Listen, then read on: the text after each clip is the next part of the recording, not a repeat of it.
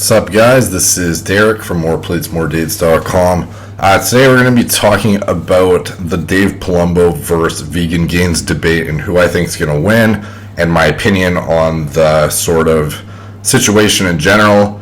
Let me preface this video by saying I'm not speaking on behalf of either of these individuals. Obviously, I'm just giving my opinion on the topic itself, and the only reason I'm giving my opinion and making this video is because I just so happen to release a video criticizing one of Dave Palumbo's videos at the same time as Vegan Gains. Mine was explaining why I disagree with Dave's DNP video, actually. But I've had a lot of people request that I give my opinion on this situation now because of that. So anyway, once again, this is just my opinion, and if you disagree, that is totally understandable and you're entitled to that. This is just my opinion, so take it with a grain of salt. I've just been asked to do this video, so giving my viewers what they want. So first of all, I'm going to cover the proposal made by Vegan Gains that Dave gave Dallas drug advice. So, based on the autopsy report, it's being said that Dallas was on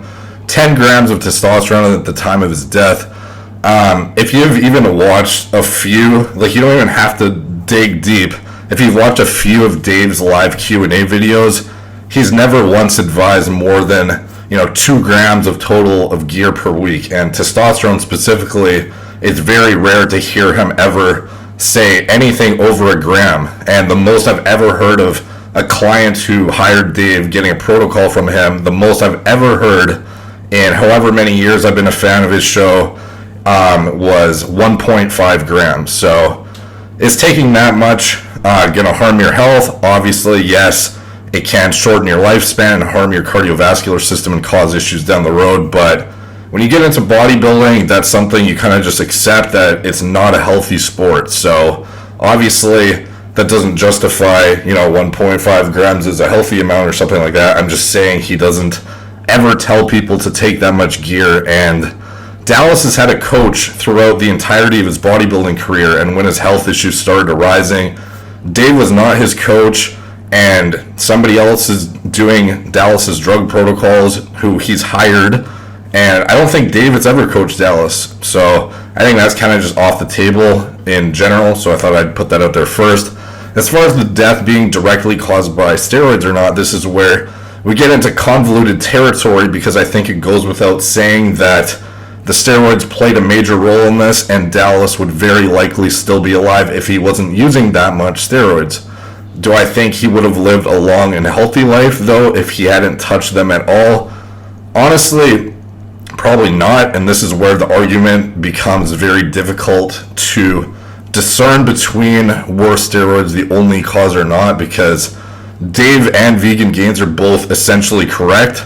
So Vegan mentioned that if we had more data on 26-year-olds using 10 grams of gear, we'd probably notice a lot more of them dropping like flies, implying that the reason there aren't many bodybuilders dropping at 26 from cardiovascular issues is because there are no other bodybuilders taking this much gear, or at least that's what I gathered from what he said, even if that wasn't what he was implying, which could very well be the case. I might have misinterpreted that. He said that more people would probably be dying at 26 if they were on that much gear, which is true, but I believe the people who would be dying at 26 from that much gear would be those who were genetically predisposed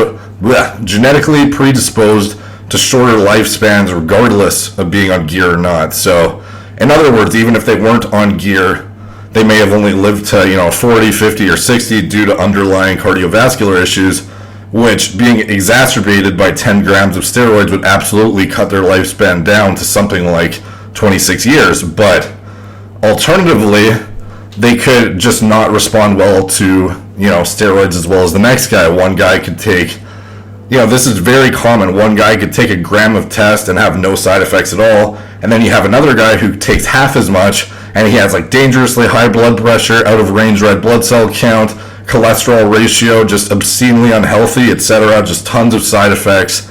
There are other factors at play here, and yes, it is correct to say the steroids are literally what caused him to die at this exact age of 26.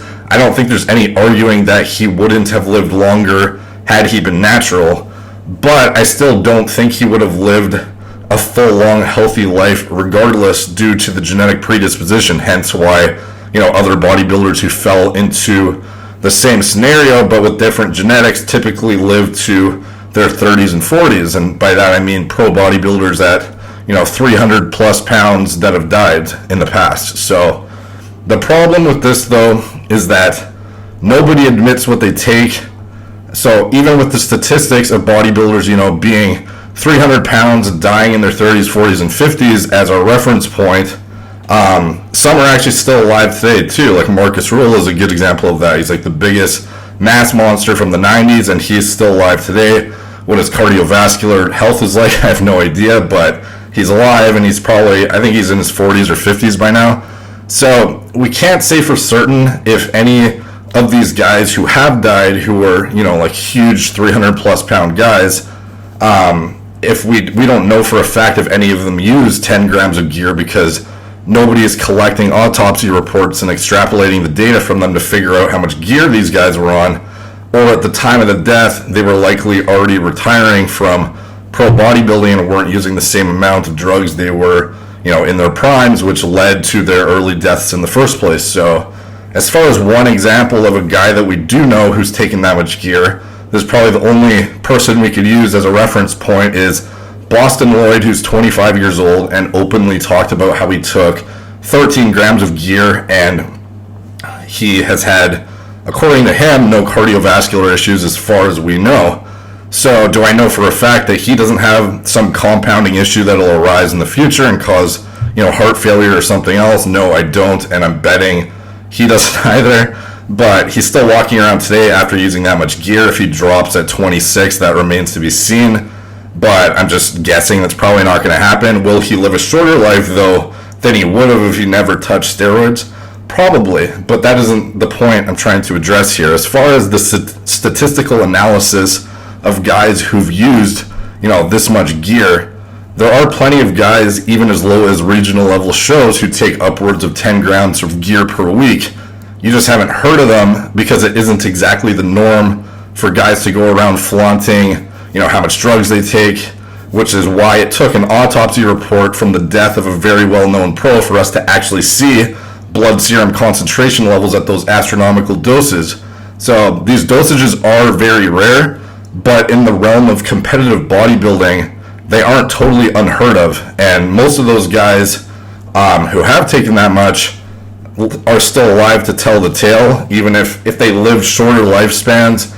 None of them are dropping at 26 as far as I know. The thing is, though, no one is going to tell you they're on 10 grams of gear besides Boston. So nobody wants to admit that they use that much crap because it brings negative attention. So none of these guys abusing gear out of their minds are going to go around flaunting it. And I only know, there is one guy I know in his 30s who admitted he was on that much stuff, and he would place last at nationals every single year he competed. He just didn't have a great genetic response to steroids in the first place, and he never really went far with it, but he did take that much stuff in an attempt to, go pro. And obviously, without making him get blood work and literally looking at the results myself, I would not be able to say for certain if, the dosages he said he was using, he was actually using at the time, because I didn't literally make him go get blood work to prove he's on, 10 grams of gear, obviously. But I doubt anyone would lie and say they're using more than they're actually using, because it just reflects poorly on their physique if you aren't, killing it at shows and you're using that much stuff. So just for the record, this guy I'm referring to was 200 on stage, and he's walking around in his 30s now, retired from competitive bodybuilding, and has not dropped from a heart attack yet. So it's not just top pros running this much, but typically the higher up you go the ranks, the more obscene the dosage requirements are to continue progressing your physique. And there are guys out there running this much stuff and still walking around past 26. Does it severely shorten your lifespan using that much for a long period of time? Yes, of course.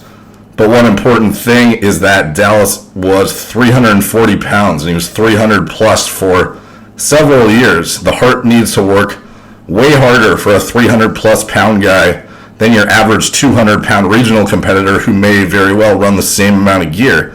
So if you look at the history of deaths in bodybuilding at young ages, it's typically cardiovascular related, and the reason for this is because, steroids have a horrible negative effect on cardiovascular health.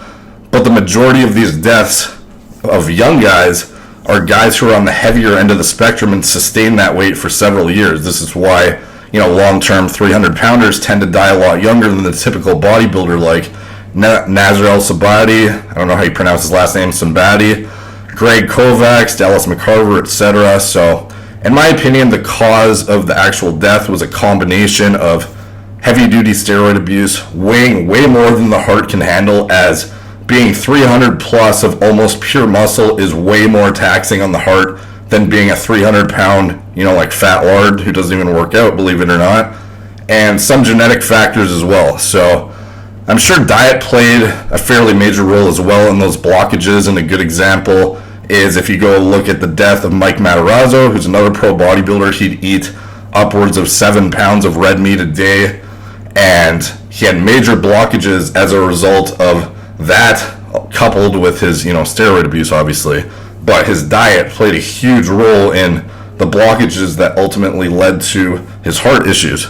So ruling out genetics entirely, I think, and not touching on the body weight, I think is kind of ridiculous as contributing factors, because there are other guys on that much gear out there outliving 26. But with all that being said, yes, steroids can absolutely shorten your lifespan if abused, period. The way I foresee this debate going is that Dave is going to be trying to prove that it is uncommon for a bodybuilder to drop dead that young, even if on that much gear. So genetic factors obviously played a role here, while Vegan Gains is just going to keep bringing up the scientific facts behind steroids negatively impacting cardiovascular health, which they do, and harping on the fact that Dallas would be alive if he hadn't used steroids, which I do agree with as well. So in a sense, they are both right, and proving each other wrong is going to be extremely difficult, and I think it's going to come down to who's sharper and on the ball when there's no script involved and they have to debate on the fly. So my guess is most of the bodybuilding community will vouch that Dave was the winner, while Vegan Gains audience will most likely take his side and say he's the winner. That's just my guess. I don't think it's possible to really win this debate, as Dallas is an extremely rare case, and other individuals who we can surmise, we don't know for sure, we can surmise we're in the exact same circumstances in terms of weight and drug usage, outlived 26 and made it decades longer in some cases. So the notable difference in that comparison being that they have different genetic predispositions than Dallas did, hence they lived longer despite being under the same conditions. So, but with all that being said, the fact remains that the death of Dallas wouldn't have occurred without steroids being involved, at least likely not for several more years.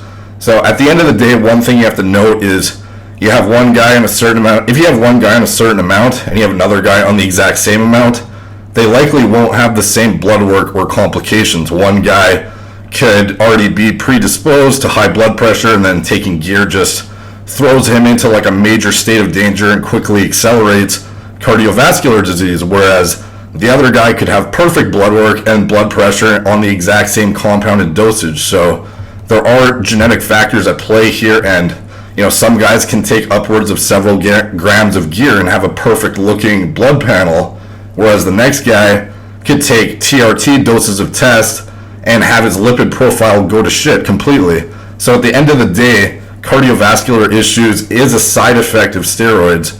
And just like other side effects like acne, hair loss, etc., some individuals get it and some don't. With cardiovascular issues specifically, most will get something from that down the line. It might be sooner than later for some, but when you get into the abusive ranges of these compounds, it's almost like an inevitability. It's going to have some sort of negative impact on your health. And some even experience cardiovascular issues on therapeutic dosages of test, which would be 100% side effect free for the next guy who isn't genetically prone to those side effects. So there is a genetic response to these drugs that directly correlate to how much the drugs will shorten your lifespan. So there's no arguing here that they can kill. It's just the rate at which they kill is determined by your genetic response to these drugs, what your state of health was like without the drugs, and what your state of health becomes via your own individually specific reaction to these drugs. So if you put 10 guys, at the same weight on 10 grams of gear and assess their lifespans, my guess is that they would all live extremely shortened lifespans for sure. There's no doubting that. They'd all die much younger than they should have, but they would all die at varying times, with some quite likely outliving others by several years. And this would be based on their genetically predisposed response to that 10 grams of gear, as well as, the other environmental factors at play. So that's just my opinion on the matter. I think, I'm looking forward to the debate, and I wish good luck to both of them. I'm sure it's going to be very heated, and I'm really looking forward to see what goes down. So anyways, if you stuck around for this video and you enjoyed it, thank you. Please like, subscribe, comment, check out my blog, moreplates.com. Subscribe there. Thank you guys for watching. Talk to you soon.